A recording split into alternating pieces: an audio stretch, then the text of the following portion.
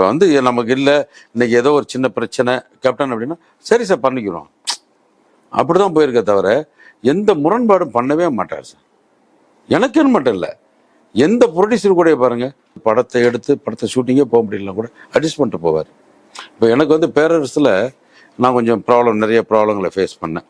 படத்தை இது பண்ணிவிட்டு அப்போ கூட கூப்பிட்டு பேசுவார், சார் பணத்தை பற்றி யோசிக்காதீங்க, படத்தை முடிங்க, பார்த்துக்கலாம் சார், ஏன் சார் நீங்கள் போட்டு நீங்கள் எவ்வளோ தைரியசாலி, நீங்கள் போய்ட்டு இதை யோசிச்சுட்டு இருக்கீங்க, இதெல்லாம் யோசிக்காதீங்க சார், முடிப்பேன் சார் படத்தை அப்படின்னு கூட வந்து படத்தை முடிச்சு.